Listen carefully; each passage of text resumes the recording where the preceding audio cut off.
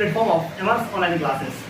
तो जैसे कि आप जानते हैं कि हम लोग जो है ना पिछले क्लास में आपका जो एक प्रमेय था जिसका नाम क्या था, आपका 7.2 प्रमेय था, इसमें हम लोग को देखना था कि अगर एक समद्विबाहु त्रिभुज दिया हुआ है, उसकी भुजाएं अगर क्या है बराबर है, तो उसके सम्मुख कोण जो होते हैं, उसके सम्मुख कोण क्या होते हैं, बराबर होते हैं। उसको हमने प्रूव किया था। मतलब ये है कि बराबर भुजा के सम्मुख कोण क्या होते हैं, बराबर होते हैं। ये समरी हो गया, उसका सारांश हो गया। ठीक है, तो आज जो है ना हमको देखना क्या है, तो आज जो है आपको देखना है प्रमेय 7.3। ठीक है, तो सबसे पहले जो है प्रमेय 7.3 में कहता क्या है, उस प्रमेय को हम क्या करते हैं, वीडियो को पॉज करके और लिख लेते हैं और तब फिर देखते हैं क्या कि आपका 7.3 करता क्या है। तो चलिए अब देखते हैं क्या प्रमेय 7.3।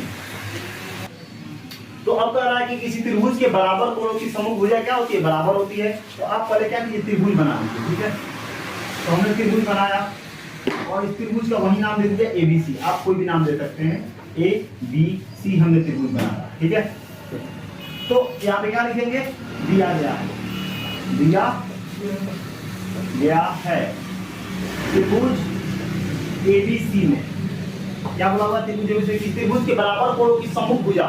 तो मान लेते हैं बराबर कोण की सम्मुख भुजा का मतलब क्या है कि मान लेते हैं कि इस ये कोण, ठीक है, ये आपका जो कोण है और ये जो आपका कोण है, ये क्या है, दोनों बराबर हैं। इसका मतलब क्या है, ये एंगल B बराबर है किसके, एंगल C के। तो एंगल C के सामने कौन सा भुजा है, AB। ध्यान दो इधर, एंगल B के सामने कौन सा भुजा है, AB, और एंगल B के सामने कौन सा भुजा है, AC, और एंगल C के सामने कौन सा भुजा है, यानी एंगल C के सामने कौन है, AB है, और एंगल B के सामने कौन है, आपका AC है। इसका मतलब ये है कि हमको ये प्रूव करना है कि दो अगर किसी त्रिभुज के दो अगर एंगल यानी दो अगर कोण बराबर है तो उसके सामने वाले भुजा क्या होते हैं, बराबर होते हैं। यहाँ पर लिखिएगा, तो सिद्ध करना है, तो सिद्ध करना है क्या, जो AB है, AB जो है वो बराबर है किसके, AC के। और इसका अगर सारांश निकाले, यहाँ पर लिखेंगे बराबर बराबर कोण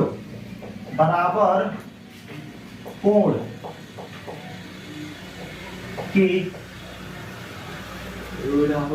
बराबर कोणों के सम्मुख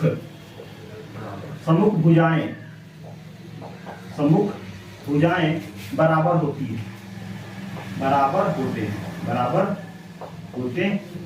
इसको ऐसे भी समझा जा सकता है, बराबर होते हैं। ठीक है, तो हमको सिद्ध करना है AB जो है ना AC के इक्वल है। तो फिर वही बात रचना, तो क्या लिखेंगे, कोण A से AD एक रेखा खींचा।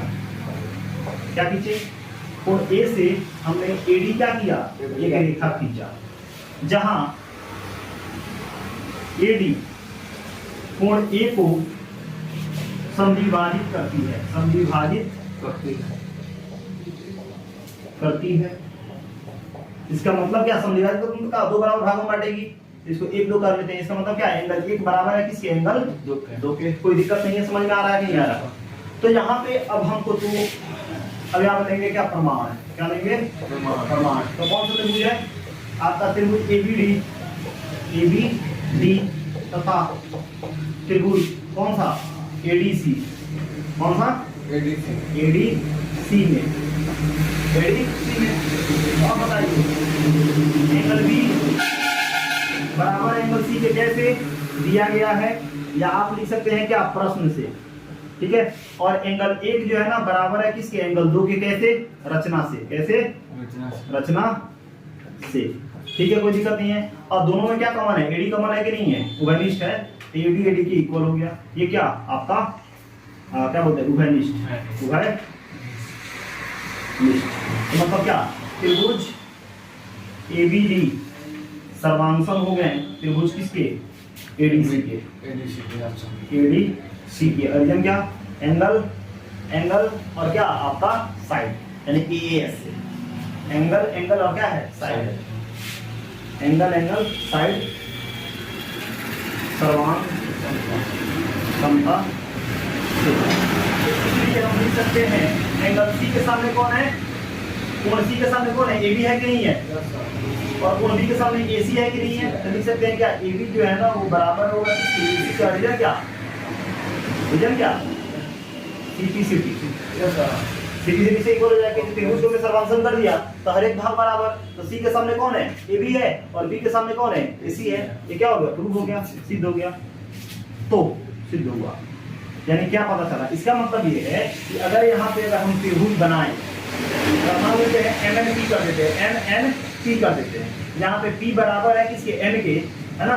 तो पी के सामने कौन है, एम एन, पी के सामने कौन है, पी का समभुजा कौन है, एम एन, और एन का समभुजा कौन है, आपका एम पी। ये दोनों बराबर होंगे और रीजन क्या लिखेंगे, बराबर कोणों के समभुजा।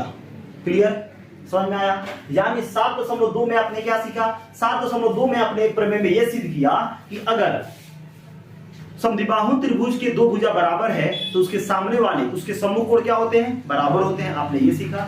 7.3 में आपने ये सीखा कि किसी त्रिभुज के अगर दो कोण बराबर है तो उसके सम्मुख भुजाएं क्या होती है, बराबर होती है। यानी ये अगर दो थ्योरम आप समझ चुके और आपको बढ़िया से समझ में आ गया तो प्रूफ करने का मतलब ये तो जान गए कि ये होता कैसे है। ठीक है, कैसे होता है, ठीक है।